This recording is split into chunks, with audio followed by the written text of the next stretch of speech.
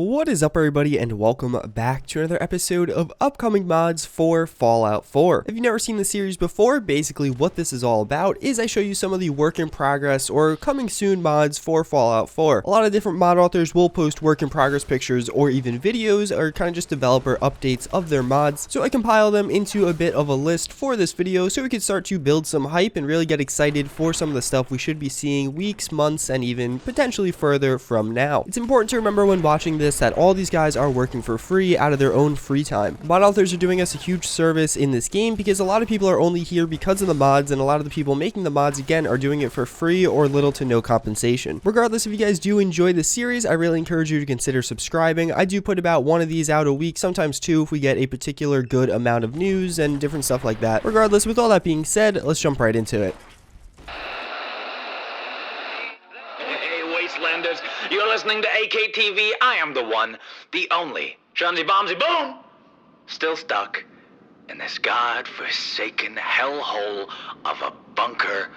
So up first, we do have Fallout CASCADIA. So this is a pretty big mod, going to be like one of those DLC sized quest mods, adding in a totally new locale for Fallout 4. They did just put out a developer update for December 2016. They tend to do these once every few months and just kind of update us at where the mod's going and what progress has been made. I don't want to take away too much from their video. I am using it in the background because it is extremely high quality. I'm going to put a link in the description. I highly recommend you watch it. But basically, just to sum up some of the main points, they are working on this new town called Kent. They're adding in a new weather system to go along with the mod, as well as they're actually starting to now do some of the voice acting, so they're recruiting different voice actors. So if you are interested in that, all this is a volunteer team, so I definitely recommend if you have a cool voice or you just want to be in a cool mod, give these guys an email and do all that. If you somehow don't know what this mod is all about, basically Fallout CASCADIA is going to aim to add in Seattle to Fallout 4. Obviously, Boston and Seattle are pretty far apart, so I don't know really how you're going to get from Boston to Seattle yet. Regardless, it's going to be a very massive and immersive mod. So up next, we do have the M1 GARAND by ASXAS. So this is a mod I'm personally extremely excited for. I love World War II weapons, and I love medium to long range rifles in Fallout 4, which obviously this is going to fit that role very well. So since the last time I did show you guys, we have pretty much gotten a finalized version of just the base gun. That being the gun itself with no attachments, but all the textures and model work seem to be relatively done, as well as it does look awesome. ASXAS has been renowned for making some high quality mods in the past, including the handmade revolver, as well as the crude blowback, which are some of my favorite mods for Fallout 4 in general. Regardless, it seems like the M1 GARAND is going to be no exception to that rule. As you can see, a lot of these images do show just how high quality this weapon does seem like it's going to be. He also says he is going to be doing custom animations as well as a bunch of different attachments for this weapon, which is just making me more and more excited. There obviously are a few different M1 GARAND mods for Fallout 4 right now, but I feel like none of them are really up to the same caliber that this one will be. Each of the existing options have issues with it in some way, shape, or form, whether it be damage or sounds, or even some of them have weird textures going on. It seems like this is going to be your complete and final option for M1 GARAND, and I'm very excited for it.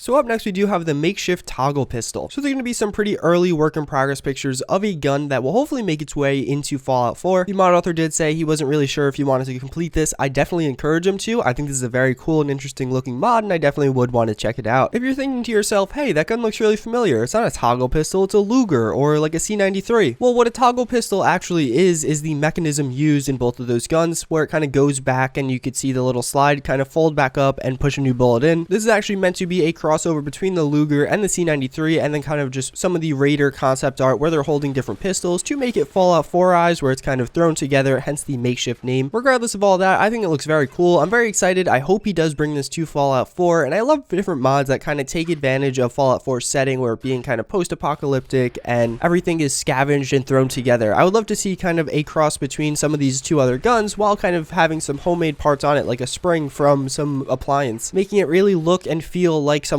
actually made this in their kitchen. Regardless, all around definitely looks good to start off, and we actually have up next another mod by the same guy. So as I did say, by the exact same mod author, we do have the Laser RCW. So obviously this is the iconic weapon from Fallout New Vegas. I have shown you guys his work in progress pictures in the past, but he actually is giving us an update on it, and it was actually quite a while ago that I did show you these. As you can see, he has updated some of the furniture on it. So if you look at the first picture compared to the second picture, you can tell they have different furniture options, where the first one's meant to be more kind of finished and nice, so the second one's a little bit more makeshift. And then of course we do have a bunch of different scope and accessory options on the secondary one, which has green and almost looks a little bit more plasma, which looks absolutely awesome. I'm very excited for this mod. Obviously, we do have a laser RCW in Fallout 4 right now. It is by Mike Moore, who does make some really good mods, although that's not one of my favorite mods from him. I feel like a lot of his later mods have actually not had the best texture quality, which is something I think he could improve on, but regardless, I'm excited to see this mod in the game, especially that plasma laser RCW. That looks very cool, and if you actually look at the end of that, it almost looks like it has a kind of flamer built in or something. I don't know if that's meant to be a kind of totally separate modification, just put both of them on at the same gun, but it does have, it looks like a little ignition switch, and then the muzzle there doesn't look like it's shooting plasma, it looks like it'd be shooting flames. I don't know, all around it looks very cool. I'm very excited for this gun. Seeing all these new attachments is just getting more and more hyped, and I really like that he seems like he's going to take advantage of the weapon modification system in Fallout 4. I know I love mods that do that, so hopefully you guys do too. So up next, we do have the 1912 trench gun. So we did recently get a kind of release of a trench gun. A lot of people didn't like it. It was more of a mix mash between a trench gun and maybe a SPAS 12 or something like that. Well, it does seem like another mod author now is going to start work on just your typical old trench gun, which does look very good and very high quality. Obviously, we don't have any of the textures yet, but as I was saying earlier in this video, I really like those World War II styled weapons. Obviously, this is kind of World War I and World War II, but regardless, I would be very excited to see this ported into Fallout 4. And even beyond that, I did see one of the comments on the original trench gun mod, the one I was talking about how people didn't really like it. Someone did say they were working on some pump action animations, so having those pump action animations on this gun would make it very cool. I know that's something a lot of people have been waiting for a very long time, so that'll be a huge release for Fallout 4. Regardless, I'm really excited to track the progress of this mod. It does seem like it's going to be very cool, and I'm excited to see where he goes with it.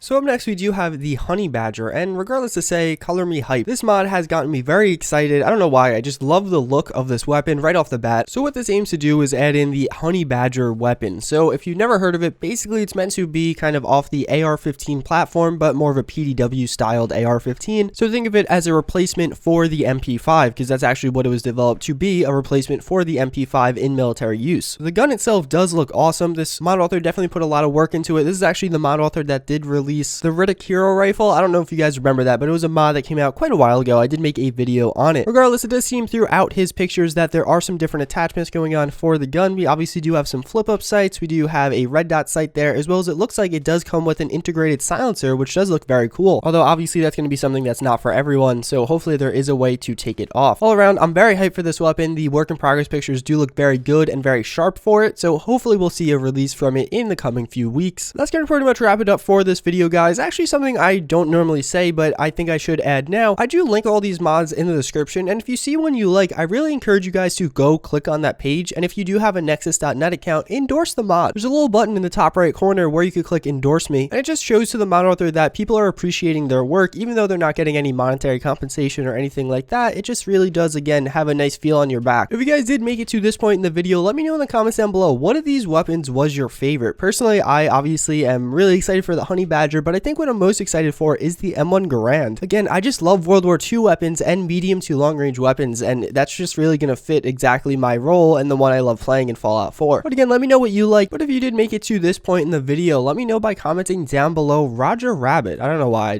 I've been thinking about Roger Rabbit a lot, guys. That's going to pretty much wrap it up for this one. I hope you guys did enjoy. Again, I threw 6 mods in because why not? 6 mods are cool. As always, thank you for watching, and I do hope to see you guys next time. Later.